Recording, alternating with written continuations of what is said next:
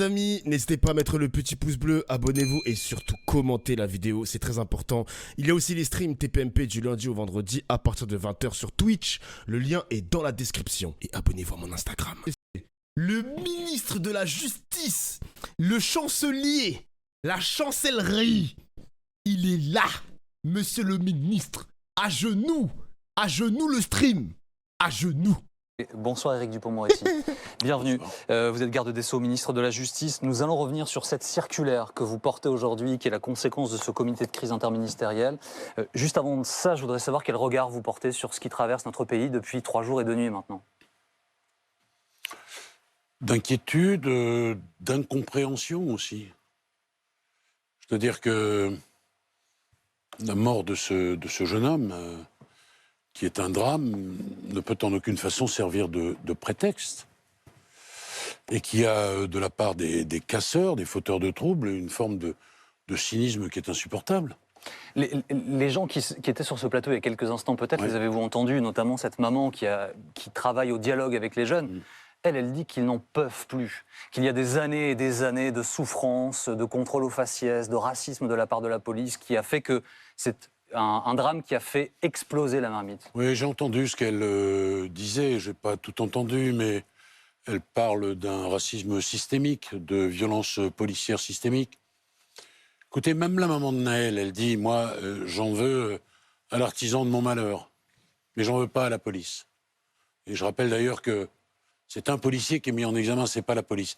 Ces amalgames, ils sont très faciles, ils sont trop faciles, et ils génèrent évidemment une montée des tensions. Donc il n'y a pas de violence policière, comme on l'entend, il n'y a pas de contrôle aux faciès, il n'y a pas de problème dans la police en France. Mais quand il y a des contrôles aux faciès, il y a un certain nombre de textes qui régissent la déontologie policière, et s'il y a ce genre de débordement, ce genre de choses illicites, illégales, il y a dans ce pays des voies de recours et la justice peut intervenir. Voilà ce que je veux dire. Est-ce que vous soutenez l'idée que la police de notre pays est raciste, que la police tue? Certains le disent, ça, pour un petit bénéfice politicien, mais ce n'est pas l'idée que je me fais des choses, et ça n'est pas la réalité, ni comme ministre, ni comme avocat que j'ai été durant 35 ans. Qu'il y ait des choses qui ne marchent pas, sans doute, et que la justice soit au rendez-vous. Et elle est au rendez-vous ici d'ailleurs, car je rappelle que le procureur de la République a requis la qualification d'homicide volontaire, que 2 juges d'instruction ont été saisis, qu'ils ont également retenu cette qualification, qu'ils ont fait droit aux réquisitions du procureur de la République tendant au placement en détention, et qu'un 4e magistrat, un JLD, a fait droit à cette demande et à ces réquisitions. J'entends, moi, hier, la maman qui dit « moi, je souhaite que justice me soit rendue ». La justice est en cours, et en tous les cas, Monsieur Boursier, on va le dire, la justice, elle ne se rend pas en pillant des magasins à 2 h du matin, en fracassant des établissements publics et en s'en prenant aux personnes. Est-ce que vous entendez, monsieur le ministre, que certains disent... Putain, il est très lent quand il parle, hein. Très lent quand il parle, ma gueule. T'es à cap, toi? Tous les soirs, tu vas me poser la question si je suis à cap. Tous les soirs, tu vas me poser la question, frère. On peut me laisser tranquille ou que pour les petits, je sais pas. La justice, là, elle va être rendue parce qu'il y avait des smartphones pour filmer la scène. Ceux qui disent combien y a-t-il de Naël dont la mort n'a pas été filmée? Moi, je connais pléthore de dossiers, monsieur, où des policiers ont été incriminés et où on est allé jusqu'au bout du processus judiciaire, c'est-à-dire une condamnation, mais je ne veux pas, comment dirais-je, tenir ces propos à propos de la situation et du cas qui nous occupe pour une raison simple, c'est que le garde des Sceaux ne peut pas intervenir dans les affaires qui sont en cours. Mais là aussi, on ne peut pas dire que jamais les procès ne vont à leur terme. C'est pas vrai. Et ça encore, je peux vous le dire en ma qualité de ministre, je peux également vous le dire en ma qualité d'avocat. C'est à force de dézinguer la police et la justice qu'on a des gamins qui ne croient plus en rien. Monsieur le ministre, je voudrais revenir donc sur cette circulaire. Elle est là. Elle est donc la conséquence de ce comité interministériel.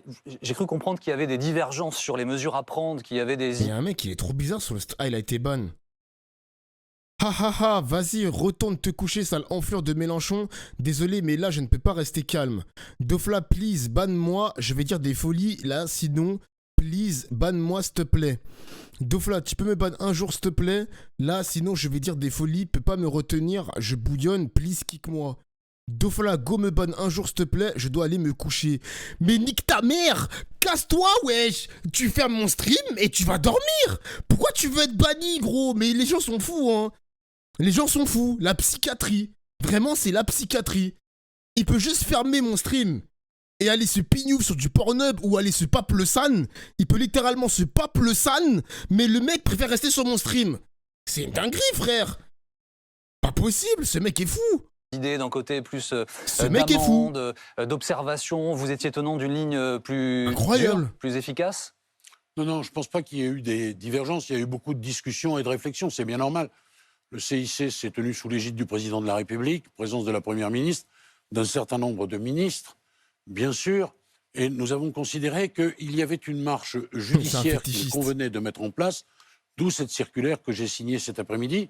J'ai ensuite organisé une visioconférence avec les procureurs généraux, à la fois pour savoir ce qui s'était passé dans leur ressort et pour expliciter davantage encore, s'il en était d'ailleurs besoin, cette circulaire qui doit rentrer en application immédiatement. Que faut-il retenir de cette circulaire?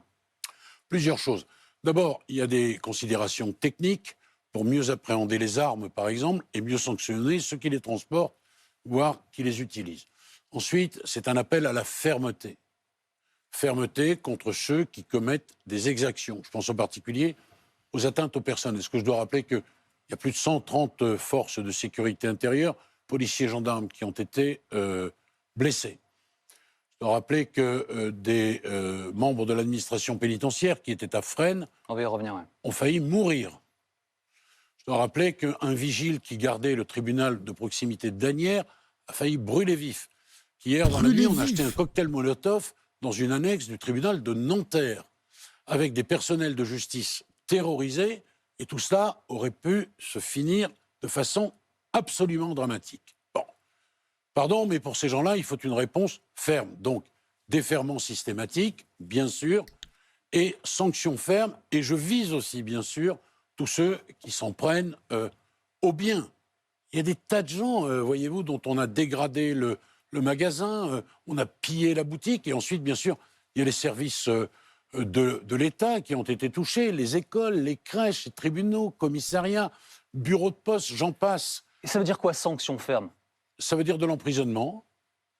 Même que pour les le mineurs. procureur requérera et que le juge, en fonction des... Mais attends, mais il est au courant que la plupart du temps, c'est des mineurs. Donc le mec, il parle d'enfermement. Mais si le type, il a peut-être 13 ans, 14 ans, on en fait quoi? On va l'enfermer, genre? règles qui sont les nôtres, eh Bizarre, bien, non appliquera comme il l'entend, en toute indépendance. De Mais il y l'IPPG. a un rappel à la fermeté. Ça suffit maintenant. Est-ce qu'on sera... Il faut siffler la fin De la de récréation. ce que l'on voit et qui n'est hélas pas une récréation. Vous avez rappelé l'existence de l'interdiction de paraître. Oui. Tout le monde n'est pas spécialiste en droit, mais l'idée c'est que si vous êtes condamné pour quelque chose que vous faites quelque part, vous n'avez plus le droit de vous y trouver Oui, exactement. après décision de justice. Mais Exactement. pardon, le plus simplement du monde, Monsieur le Ministre, aurez-vous les moyens de faire respecter ces sanctions-là? Les policiers sont aujourd'hui à pied d'œuvre, mobilisés dans des proportions exceptionnelles. Là, il s'agit de l'intervention judiciaire. Et c'est vrai que quand il y a une condamnation, on peut interdire à quelqu'un qui est du quartier, mais qui a commis des exactions dans le quartier, d'y retourner, ce qui est une sanction. Pour les mineurs, d'ailleurs, et ça, on le tient... Ah, on écoute. Une possibilité qui est offerte par le Code de justice pénale des mineurs, c'est un texte récent, interdiction de sortir la nuit. Ça aussi, je demande au procureur de le requérir. Mais surtout, ce que je viens d'expliquer là, c'est du classique. Ouais. Mais il y a deux mesures qui sont novatrices et qui sont très importantes. La première, elle consiste à demander au procureur d'aller chercher auprès des plateformes les identités de ceux qui s'en servent. Vous savez que ces groupes, qui sont composés de gens très jeunes, 13, 14, 15, etc., se réunissent et s'informent par le vecteur Snapchat. Et ils pensent qu'ils peuvent le faire très tranquillement, sans jamais être identifiés. Ce n'est pas vrai? Ça n'est pas vrai. Et une loi de 2021 permet à l'autorité judiciaire d'aller chercher ces identités. Dans quel délai? Ah, très vite. Mais l'idée, même si l'identification prend un peu de temps par rapport aux faits qui ont pu être commis, l'idée c'est de dire à ces jeunes, vous ne pouvez plus vous planquer derrière Snapchat et les réseaux sociaux. Que risquerait-il? Snapchat. Ils risqueraient naturellement les pénalités inhérentes aux infractions qu'ils ont commises. Si par Snapchat, je vous invite à aller commettre des exactions, qu'est-ce que l'on peut payer? Eh bien, judiciairement, on paie les exactions que nous avons commises. Et il y a une autre mesure qui concerne la responsabilité des parents. Le président de la République, ce matin, a dit c'est pas l'État qui éduque les enfants, sont les parents. Eh bien, chaque fois que des parents ont la possibilité d'exercer l'autorité parentale, ça n'est pas toujours le cas, bien sûr. Je pense aux mamans toutes seules qui sont débordées. Mais chaque fois que des parents... On prie pour le downfall de Snapchat. ...peuvent exercer l'autorité parentale et qu'ils ne le font pas, et que cela cause des problèmes auprès des enfants de sécurité, de morale, eh bien, il existe un texte qui punit cet agissement, cette espèce de délaissement parental de 2 ans d'emprisonnement et de 30 000 € d'amende. Comment est-ce que vous déterminez ça? Est-ce que la loi le prévoit clairement? Quels sont les critères qui permettent de dire ce parent-là a 2 ans de prison. Abandonné, ce parent-là aurait dû être... déjà, partant du principe que quand on a 14 ans, à 3 h du matin, on ne peut pas aller piller un établissement pour piquer un survêtement, une paire de Nike, mais ouais, c'est ça. Mais exactement, MJ, comment tu veux prouver ça? Comment tu veux prouver que le parent est responsable de l'émeutier, de ses bêtises? Le parent, il va répondre de manière judiciaire, il va dire... non, il va répondre de manière ferme, mais moi, j'éduque bien mon enfant, ça se passe très très bien, etc. Est-ce qu'il y aura des constatations, une assistante sociale? Est-ce qu'il y aura un psychologue? Comment ils vont déterminer ça? Genre... effrayant, le parent il a pas de caméra de surveillance à l'intérieur de son foyer, on sait pas comment ça se passe, c'est privé genre, c'est dur quand même. Quand on a 14 ans, on doit être surveillé par ses parents, on va dire les choses très clairement. Il y a des parents qui sont débordés et naturellement, moi, je ne veux pas ajouter de la difficulté à la difficulté. Mais il y a aussi des parents pour qui, au fond, c'est la valeur éducative. Celle que je dénonce et que le président de la République a dénoncée. Vous pensez que ce sera dissuasif de dire à ces gens-là qui parfois se trouvent en grande difficulté? Si tu éduques bien ton gosse, Dofla, ne va pas dans les émeutes le soir. Ouais, mais vas-y, c'est compliqué ça. Moi, en fait, je vous explique une situation et me dites même pas que la situation n'existe pas. Imaginons que ton daron, famille monoparentale, là on parle littéralement de famille monoparentale, parce que je pense qu'il doit forcément, il doit forcément exister parmi ça. Le parent, il travaille le soir. Le fils, il est tout seul. Le parent, il fait quoi? Si le parent, il est infirmier, si le daron, il est conducteur routier de nuit, il a des horaires décalés, même les trains de nuit aussi, à 21 h, il rentre à 23 h chez lui, comment il fait? Il fait quoi? Il peut pas surveiller son gosse? Qu'est-ce qu'il fait? FF? Bah ouais, FF! FF, tu peux rien faire. Moi, moi, les gars, on a déjà eu le débat plusieurs fois. Moi, je suis de votre côté, mais pas tout le temps de votre côté. Je peux comprendre l'argument de la responsabilité parentale. Je peux le comprendre. Mais c'est trop du cas par cas, les mecs. C'est trop du cas par cas. Tu vas pas prendre une nounou à ton fils de 13 ans. Qui dans ce monde embauche une nounou pour un gosse de 14 ans? Je vous en supplie, les gars, restez concentrés. Par pitié, les mecs, venez, on élève le débat. Me dites même pas qu'on va prendre une nounou avec un gosse de 14 ans, frère. Réfléchissez quand même. Vous êtes cons, quoi? Quand même. Donc moi je vous dis, ok, il y a des parents qui ont délaissé l'éducation de l'enfant. Là, jusqu'ici, je suis de votre côté. Mais les parents qui travaillent le soir et qui n'ont pas le contrôle sur leur enfant parce qu'ils sont sur leur lieu de travail, ces parents-là existent. Ça doit forcément exister. Tu fermes la porte à clé quand tu vas travailler et lui il reste à la maison. Non mais t'es un ouf, mais il faut jamais faire ça. Et s'il y a un incendie, l'enfant il meurt. S'il y a un incendie, genre, excusez-moi, enfin... Wesh, frérot, on fait quoi là? Il passe par la fenêtre. Ici, il est au 6e étage, il fait quoi? Son gosse, il meurt. On n'a plus le droit de punir et de frapper les gosses, c'est comment? T'inquiète pas, moi, je vais pas me gêner, mon gars, je te le dis. Hein. Pas me gêner, frère. Jure, un nouveau sub. Merci Manu pour le 4e mois de sub. Coucou les loulous, force d'Ofola, un plaisir de mater les rediffs au boulot, merci ma gueule. Vous risquez de la prison ou une forte amende? Monsieur Boursier, les parents, ils ont des droits, mais ils ont également des devoirs. Et si la morale ne suffit pas, eh ben, il faut peut-être rappeler les termes de la loi. C'est pas moi qui l'ai inventé, ce texte. Il existe et il existe depuis longtemps.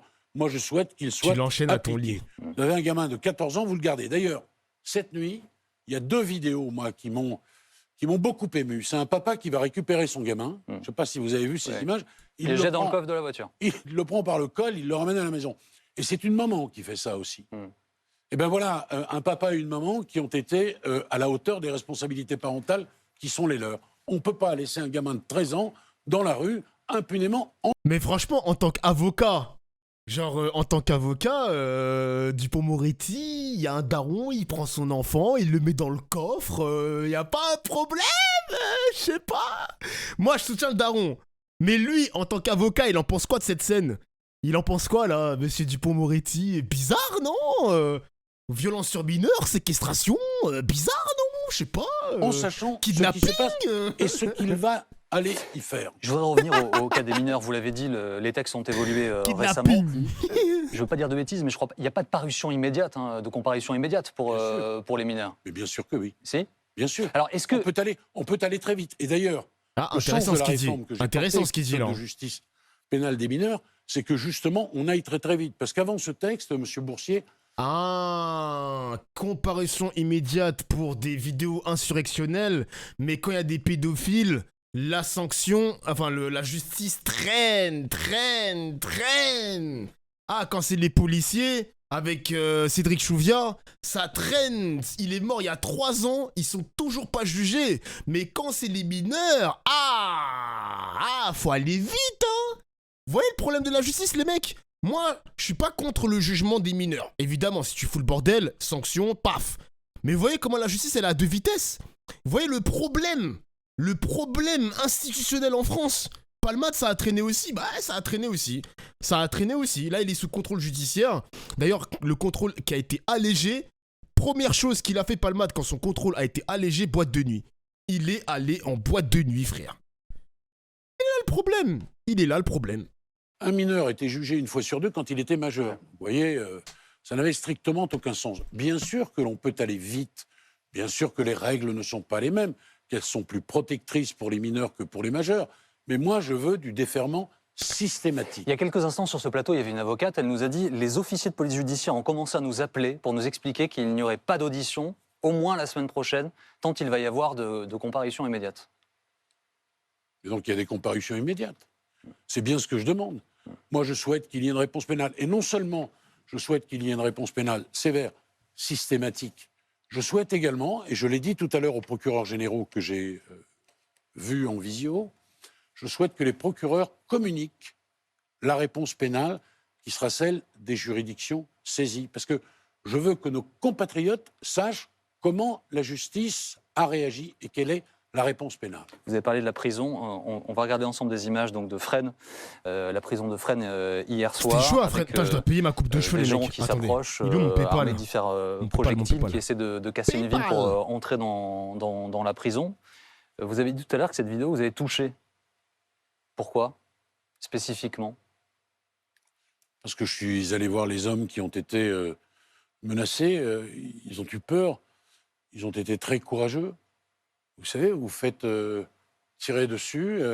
Il y a une vitre qui est là. Le blindage a résisté. Mais franchement, vous ne vous dites pas quand vous êtes à cette place-là, à la place qui était la leur, la vitre va résister. Vous craignez au contraire que... Ouais, je me suis fait engueuler là. Eh, tu m'as pas payé ma coupe de cheveux, j'ai oublié de payer, je suis un connard. qu'elle explose et que vous soyez touché dans votre chair. Attends, Moi, j'ai vu des gens considérablement traumatisés.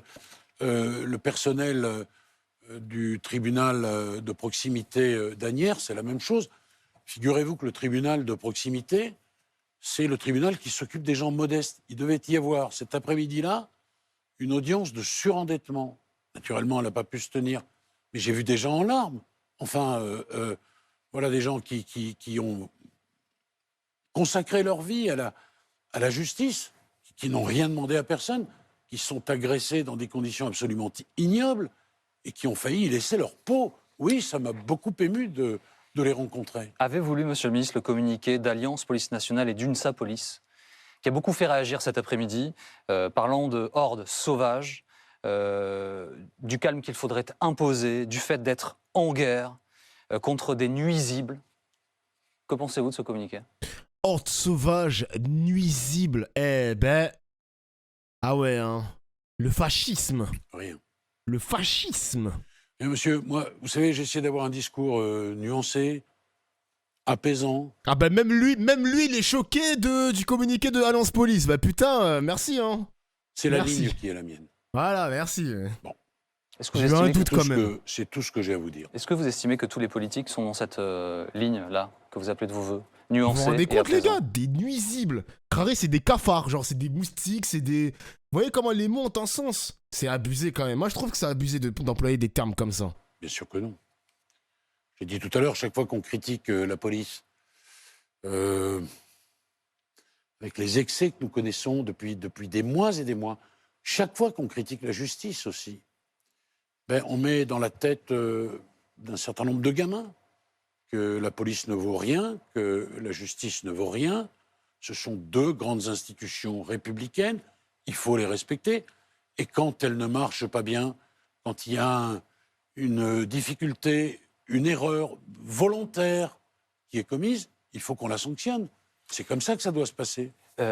Monsieur le ministre, tout à l'heure, la communication qui a été faite par l'exécutif était de dire que les mesures pourraient évoluer en fonction de la situation. Est-ce que de votre côté, cette circulaire pourrait en appeler une autre ou être complétée par d'autres mesures? Monsieur, je peux vous dire qu'on est tous extrêmement mobilisés autour du président et de la première ministre, parce qu'on souhaite que l'ordre républicain soit rétabli. Donc s'il faut prendre une autre circulaire, je la prendrai. Je serai en contact avec les procureurs généraux de façon très, très serrée pour savoir ce qui se passe, comment les choses évoluent. J'espère bourgeois. naturellement que ces efforts, efforts de tout le monde, porteront leurs fruits. Vous comprenez que des élus locaux demandent l'état d'urgence ou Non, j'ai demandent pas un vu, couvre-feu Kodo. J'ai pas vu, généralisé? Je comprends tout, monsieur, je comprends tout, mais ce n'est pas moi qui vais vous annoncer d'autres mesures que celles que j'ai prises cet après-midi. Les choses sont susceptibles d'évoluer, je pense que cela a été dit. Et si nous allions vers d'autres mesures, je pense que c'est le président de la République ou la première ministre qui aurait la charge de les annoncer, naturellement. Encore un mot, s'il vous plaît, puisque depuis Oui. ce drame, il est beaucoup question de la loi qui régit l'utilisation de l'arme des forces de sécurité, qui date de 2017, enfin qui avait évolué en 2017. Est-ce que selon vous, une fois que les choses seront calmées, que le calme sera revenu, il sera question de revoir ce texte, de le reposer sur le métier? Ce texte qu'on appelle la loi Cazeneuve, c'est de cela dont Oui. vous me parlez. Monsieur, Jamais. est-ce la faute d'une loi si une infraction pénale est commise? Moi, je vous retourne la question. Pour le moment, le parquet a dit un certain nombre de choses. La justice va suivre son cours, faire son travail, et nous saurons si l'on doit retenir des responsabilités, de quel ordre elles sont. Voilà le commentaire que je peux faire. Moi, vous savez, je ne m'interdis rien a priori, mais je ne veux pas qu'on aille trop vite. Et d'ailleurs, je suis de ceux qui plaident qu'une loi ne peut pas être une loi circonstancielle. Il faut poser les choses. Je suis un ministre qui consulte beaucoup.